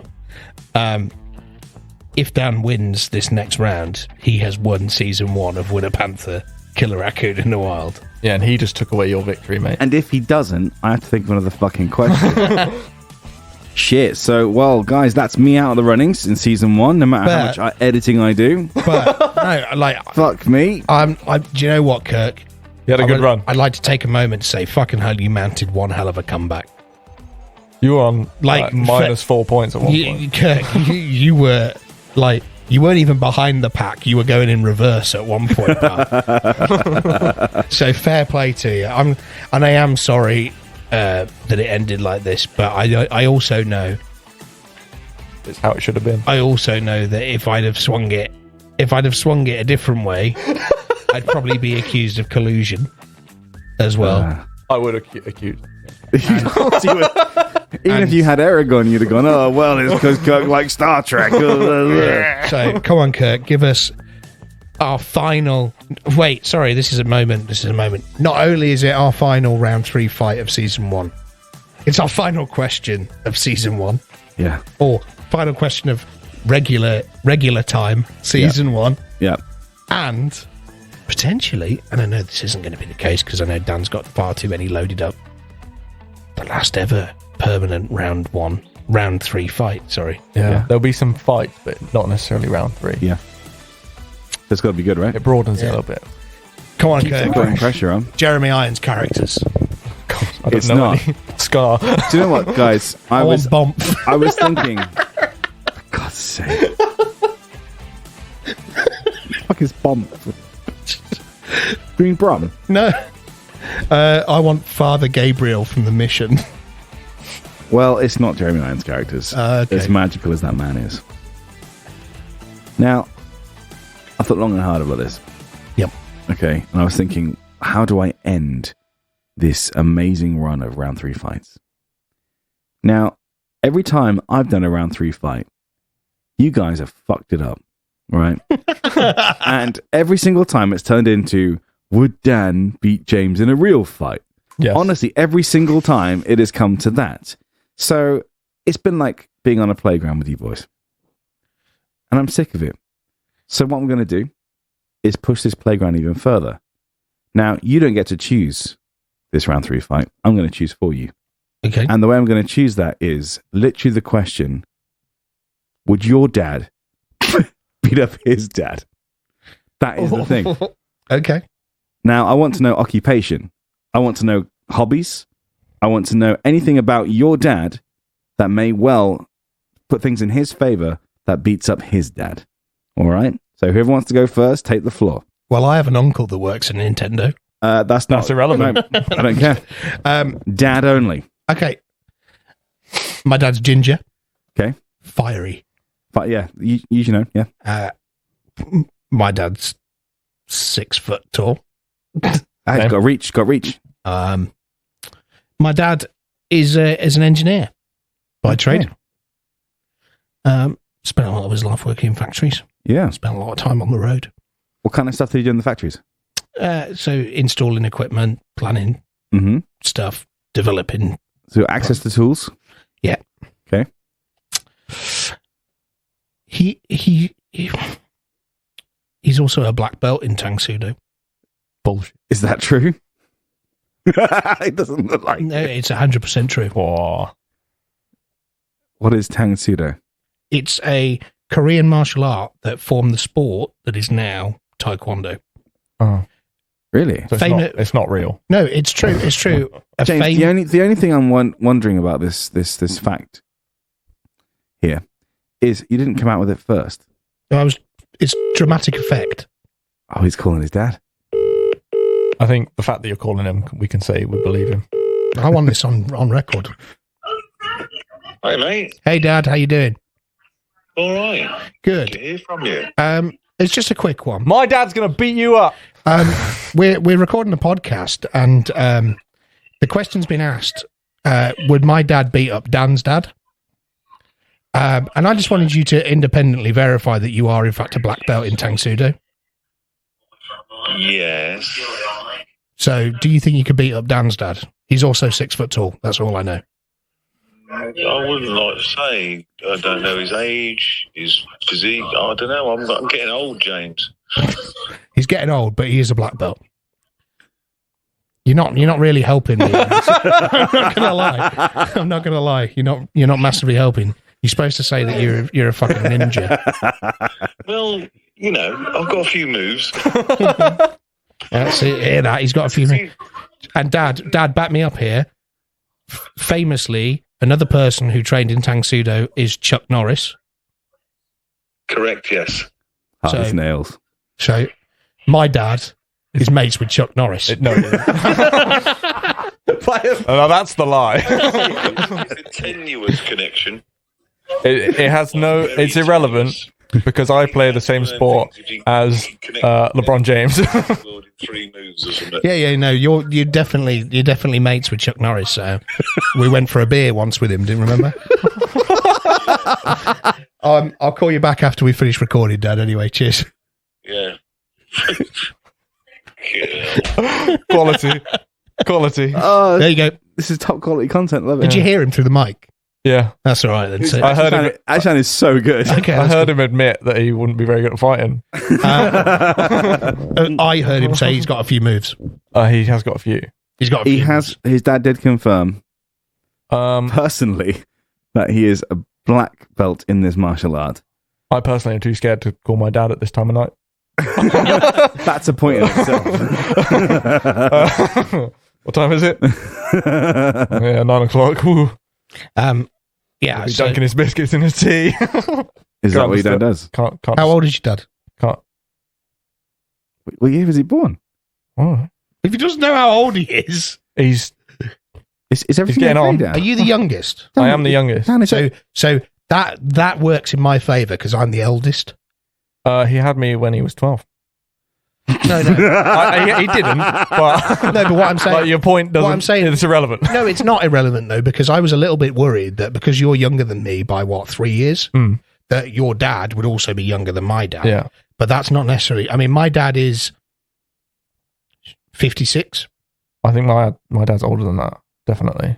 Oh wow. So definitely older than that. So well, my dad will be 56 in December. He's 55. Okay. What's his birth? I don't know my exact. 13th of December. Oh, 13th. I know his birthday is the 10th of January, but I don't know his age or the year he was born. Same with my mum.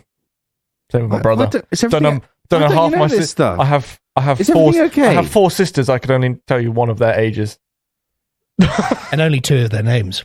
Yeah. No, I could tell you all their names, but that's madness. One I could tell you their name, age, date of birth, year they were born. The rest, I could tell you their names. That's because it's a twin sister. No, she's 2 years older than me, actually. Okay. 94. Same as me. 15th of December, 94. My dad's a mechanic. Okay, so he's got access to tools, yeah. Specifically a truck mechanic. Right, so strong. So he's a big boy mechanic. I think Guy Martin. A lorry mechanic. Yeah. He loves his big job. brains too. He also used to be a motorbike racer. Oh? Again, is your dad Guy Martin? No. He wasn't very big on it. Like he wasn't up there. Nerves of steel though. But even going 80 miles an hour on those tracks is nuts. On a bike. Yeah, I don't think he did it for very long. But I've just found a Google thing that says Tang Sudo is an extremely effective method of self-defense. Just saying. Okay. Do you know what else is? What? Weeing on someone. Is your dad a prolific weeer? I could be. Just making a point. My dad's not ginger, which gives him a point. Yeah. He's. I will say though, I think my beard. I take after my mom with my beard. and I say that because my dad can't grow a beard for shit. I wonder where that was going. No, so like my granddad on my mum's side. Okay, yeah. He rocked an epic mustache for years. Like one of my earliest memories was my granddad rocking an epic mustache. My dad, on the other hand, did Movember once and got laughed out the room. My dad also is ridiculously strong. I'm amazed at how strong he is. The stuff I've seen him lift. He's been like, "Oh, Dan, come and help me lift this." He's already holding it. Why are you asking for my help? Yeah, I mean, you've got it on your shoulder. As a truck mechanic, I could see that, and I think the difference. I think it's going to come down to it's technique versus brute strength. Oh, you'd say that, wouldn't you? Yeah. What do you mean? I mean, it kind of makes my next question irrelevant because I reckon that's all you're going to go down for. But I was going to say, in the true spirit of this podcast, is we've had a lot of superhero-based questions. So my question was going to be, due to your dad's occupation, what would your dad's superhero power be? But I'm guessing it's going to be super strength and it'd be pretty similar, agility or something. Yeah. My dad would be the Ginger Ninja. That would be his persona. I've got such deja vu right now. That is an old. That is way back. That is Ginger Ninja. Throwback. Jim's memory lane. Play the tune. James's memory lane. Let's fucking do this. Why? James's memory lane.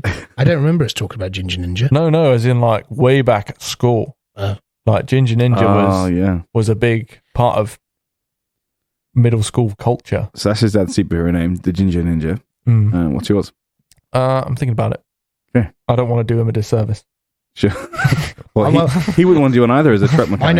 I know that my dad would appreciate the Ginger Ninja because back when we had a Nintendo Wii, he made a Mii, and when he put in his nickname, he put Ninja.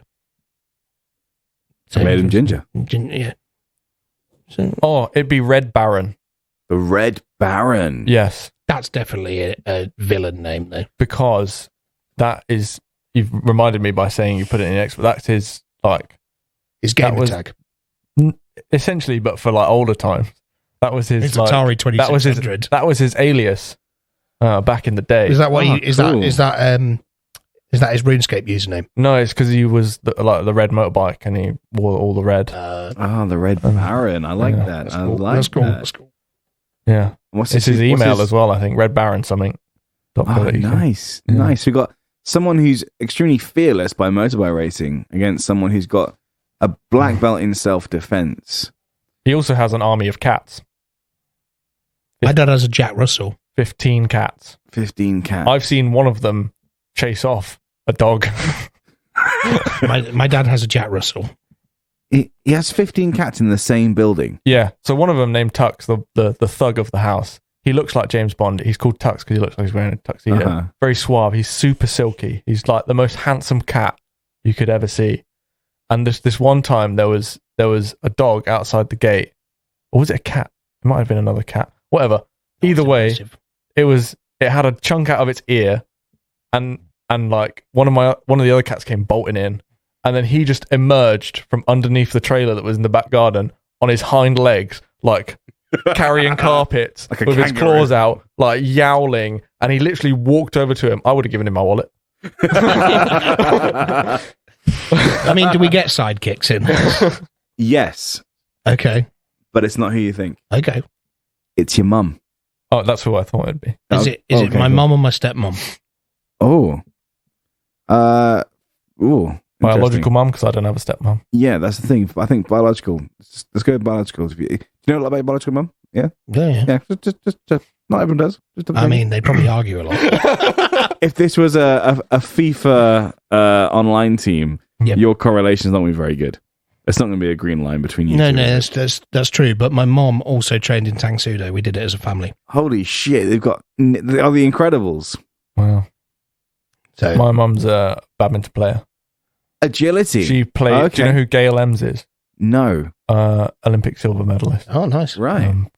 And Nathan, I can never remember his surname, but Nathan, the mixed British Team GB Olympian, she regularly trained with them. Dang. I mean, my mum's nowhere near that athletic anymore. Oh no, not anymore. But they've had ability in the past. That they can call upon. If we're talking peak parents, if we went back, let's say 20 years, if we're talking peak parents, for both of us. Yeah. No, it's right now, but the history. Okay, well then what I will say is my mum's got like morphine patches, so she wouldn't be able to feel anything. Mum's got medical issues. If there's one person I'm more terrified to give a phone call to than my dad, it's my mum.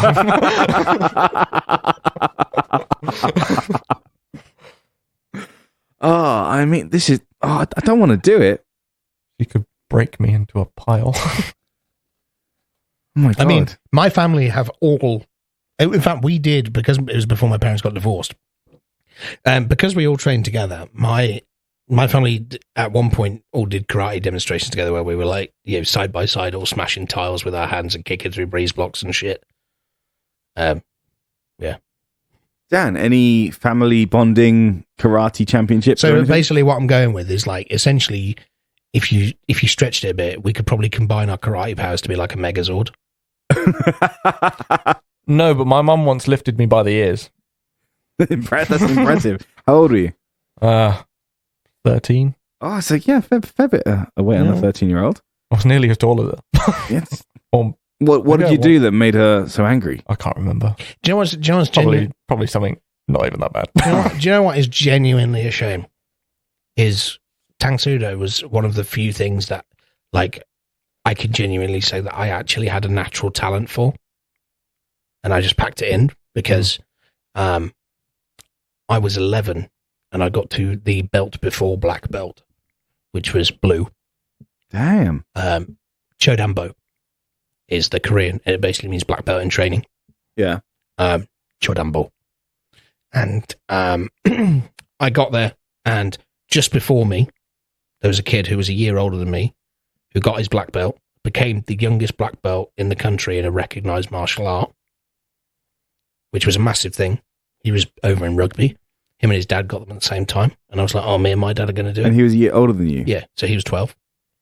So I was like ready to take this from him within 10 minutes. Yeah. And the World Tang Sudo organization, because it kind of, there was a bit of catchback in like, oh, it can't be that hard if a 12-year-old's done it.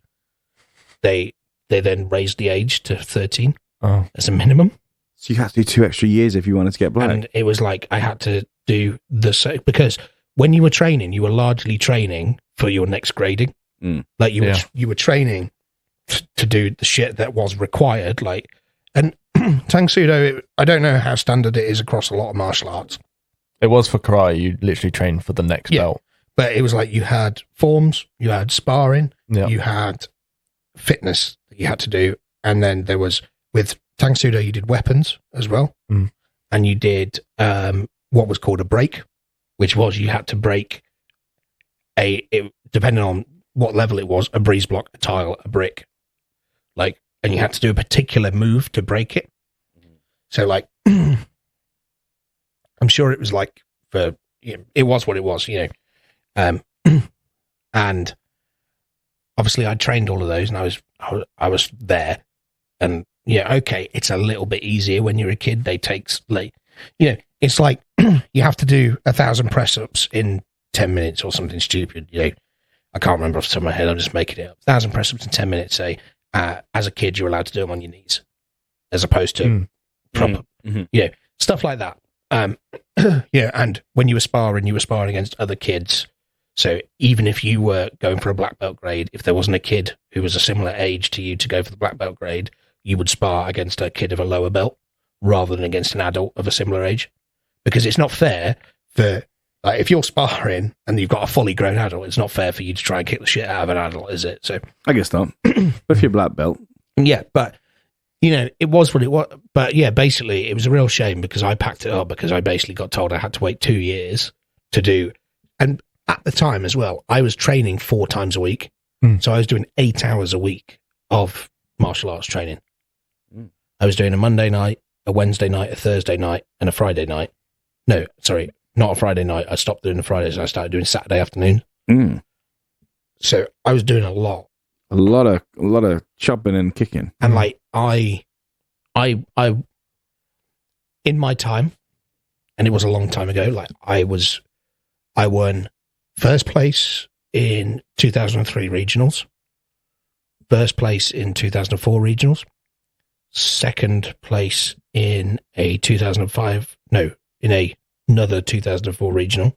So first place in Derbyshire, second place in Coventry, because the regionals were just where they were held, basically.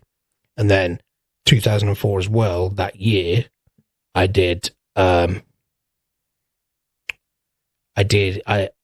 entered the European Championship, which was also held in London.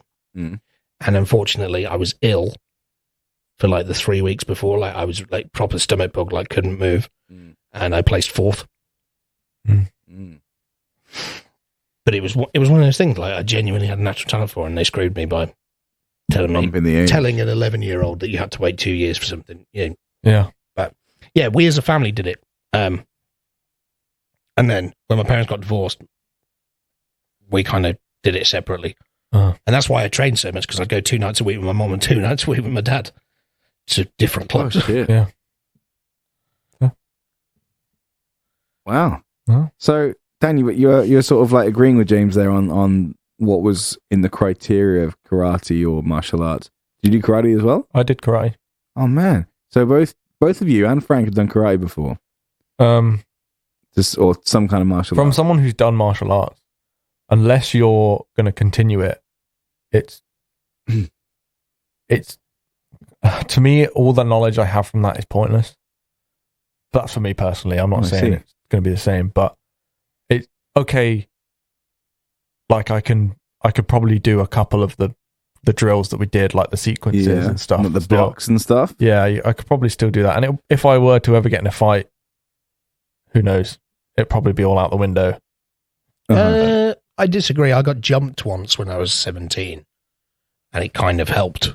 I guess, yeah, I'd say mostly out the window, but then there's basic stuff that gets kind of like built into you. Yeah. Mm-hmm. But also I think with martial arts, if you don't continue it, once you sort of hit that point where you're becoming an adult and you've got that kind, because I feel like it was around the same time, like same age that I stopped. Like you either carry on and you carry on and you keep doing it and it becomes your like personality and life, or you kind of, it just fizzles out, which... And that's I think and to go back to the original point, and that's why I think my dad is better at it than me, because my dad did it as an adult. Like my dad trained him. Has he kept it up? He stopped a few years ago because he like. But then a few years ago, it's still real life got in the way. Still fresh. Yeah, it's still fresh. It's still like my mum carried on badminton. Yeah. Kind of thing. It was, she was out all the time doing it. Like it wasn't just a. Yeah. Well, I mean, It is what it is. Once you hit that age where you just can't do it anymore. And real life, and other commitments. Real life gets in the way and other things, but that's why I wanted to keep that on the back burner, because I was like, I'll throw out the fucking hard, it's like top trumps cards. To see what was going to happen. Yeah. Interesting. No, it's good. I honestly, one of the reasons I did it was I wanted to find out more about you guys, which is quite cool. Quite fun. So, does this mean we've had our first ever guest on the podcast? Technically, yeah. Inadvertently, James's dad. Not in the way we planned, but no. So, but I liked it. I like the commitment. I like the. I'm going to prove this. Yeah. Guest spot featuring Chris Robertson. Yeah, I mean, well, welcome Chris Robertson to the podcast. Put in the credits. Put in the credits. Yeah, sure. The guest spot. The rolling credit. I'm going to put it in the episode description. Guest appearance from James's dad. What's good about it is cameo. In terms of back to the original question of the dads, they both sound like pretty hard men. You got one that's into martial arts and has been an engineer. Was in the fucking hotel bathroom. Fuck's sake. One works on trucks, and is very strong. Yeah. Also, another point for my dad. Yeah. Is he's basically got built-in knuckle dusters, because his fist is massive.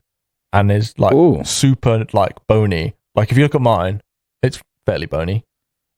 His is like a mountain, and they're solid. Gee. Same with his knees. He has like weird double knee lump things. Damn. And they are like rocks. From like leaning on the floor and constantly. Yeah, from where he's been. He's got the super strong knees. Yeah. Super strong knuckles, which is a pretty good trait to have. I mean, one good clock, or one good knee. Yep. To James's dad, it's going to have a real big effect. That's where I get my elbows from. You've seen Sean's face. This is true. Now I'm trying to answer this dilemma here in the same way I've asked it, which is complete playground. Which is, if my dad could beat up your dad, this is what I have. And it just keeps getting more and more ridiculous, except you've used real facts, which on the playground they don't do, which I love. It's great. It's exactly what I wanted. So usually in a playground, it's, my dad's like Superman, or my dad can do this thing like He-Man can do. And you're like, oh, no, he can't. But you actually said things that they can do, which is a totally different kind of question. Now, I had no idea about your family histories. Honestly, I was a bit worried about answering the question, in case there was anything there. Thinking, I probably shouldn't answer the question, but I'm glad I did. I've learned a lot of stuff. I've learned that Dan's dad was a truck servicer that likes a lot of tools and is very, very strong. My dad can jump twice as high as the building. My dad can lift a lorry. That's contextual. I like that. My dad bench presses lorries. My dad can fly through the air and kick someone quicker than Bruce Lee. When we moved house, my dad took our house with us. Like a snail. He carried it. My dad's best mates with Chuck Norris. You've said that already. Yeah. Counter. My dad's best mates with Guy Martin. My dad drives an Aston Martin. I'd just like to point out my dad's best mate's name is Bob. What's your dad's best mate's name? I don't know. He's got a few mates. And his motorbike mates. He doesn't like. My dad doesn't have that kind of normal, like, you know how like you expect old blokes, like not old blokes, but you know what I mean. Like they've got it's kind of like them and their mate who hangs out a lot. And my dad's got like a few different mates, and he sees them all different ways. And like there's a couple of Carls. There's an Andy. There's a Fred. Just generic bloke names. Generic names. Yeah. Generic bloke names. There's a Phil or two. I've got the three I can think of is Bob, Alex, and Matthew. Yeah, well, I know that there's Carl, there's Carlos, but that's just Carl, but he calls him Carlos. There's Gordon, there's Fred, there's Andy. Yeah, all the names. They are the names. They are the names. And Gary's got to be there somewhere. Gary's my stepdad, so he doesn't get on with Gary. No. Fair enough. Well, as I was saying, Dan's history is very interesting. James had no idea that your dad was an actual ninja. I'll also say my dad is the legend that he is.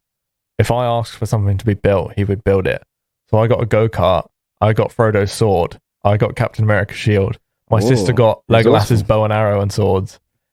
He also cosplayed once as King Theoden. That's cool. That is cool. And he made the sword out of metal. That's cool. That's cool. He's got access to weapons.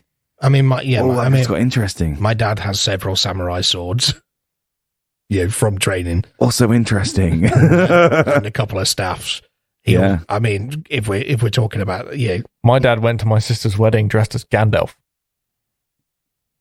She had a medieval Lord of the Rings, Game of Thrones themed wedding, and he went as Gandalf. None of my siblings have got married yet.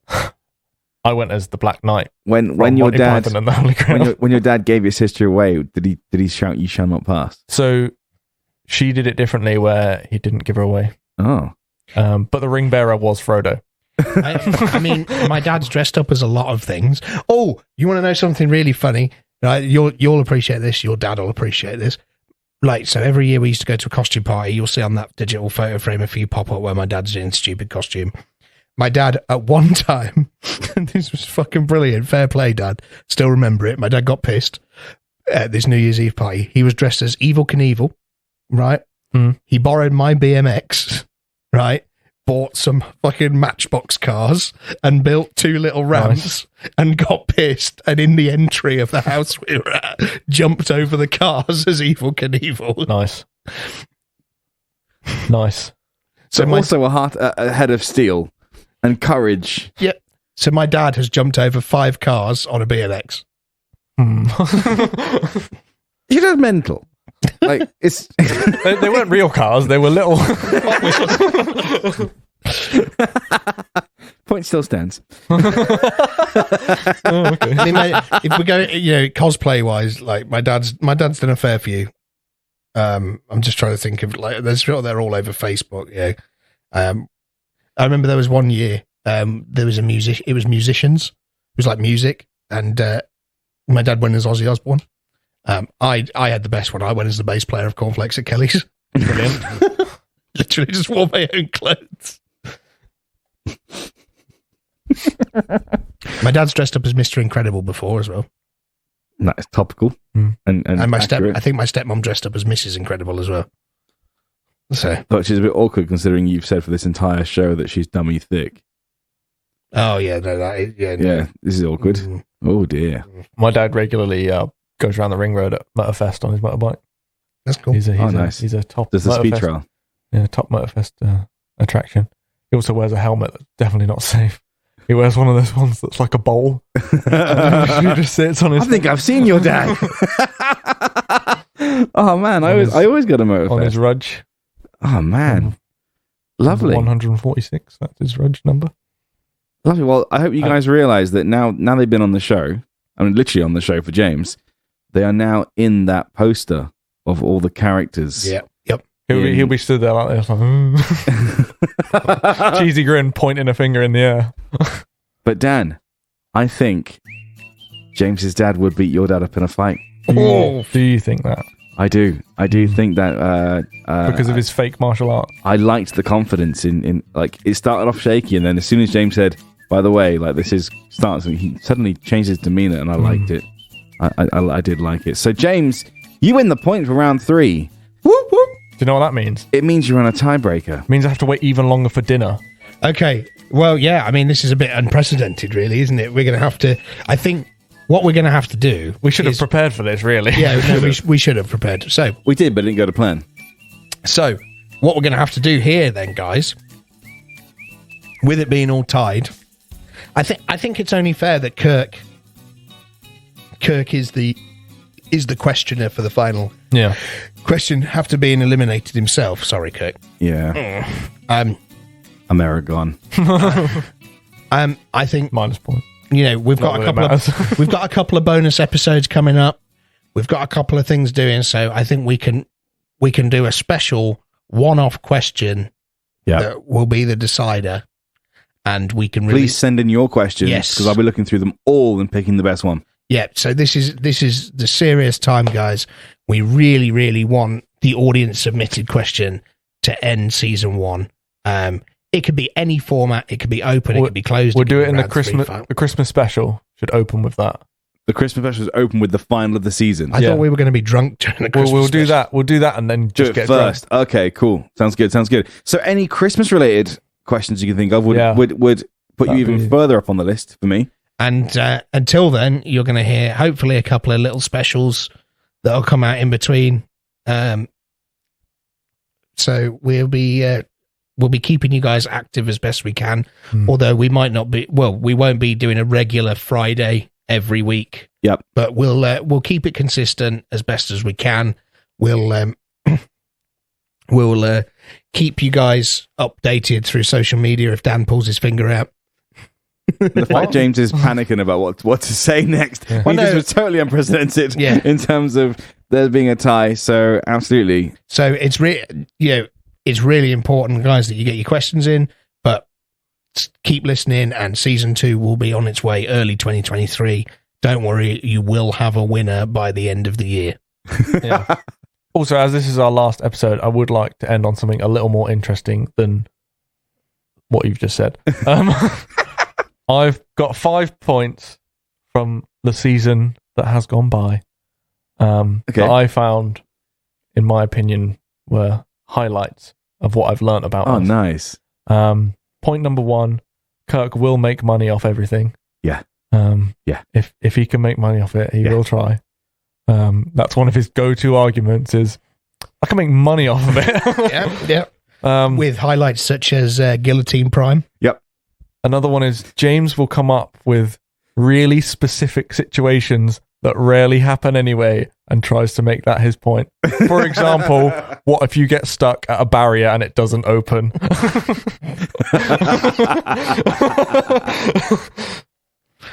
Yes, because that happens so often.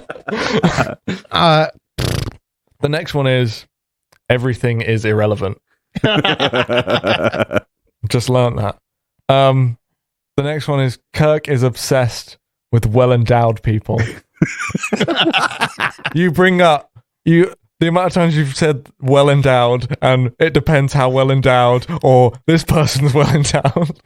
That's because we talk about Kirk's penis a lot, and he just wants to. It was before we even brought that up. It was before that even happened, I think.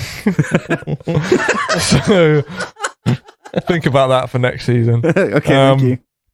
And the final one, I have brought this up before, is that if James starts to believe one of our arguments, he will side with us and start arguing against you, and it'll become a 2v1. I don't see what's wrong with that. Everything's wrong with that. Why? There's some that... It's called playing devil's advocate. There's also some that you definitely...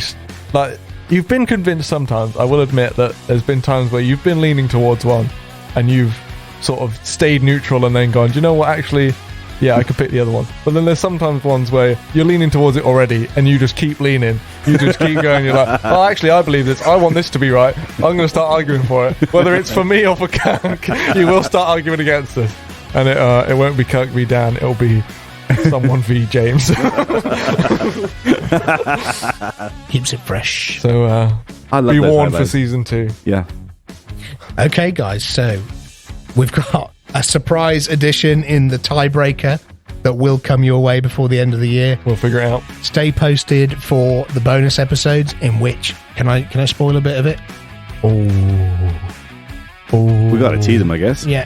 So we will be having, hopefully, our first ever proper guests. Live guests in the studio with us. Real life guests that can't be beaten up by my dad.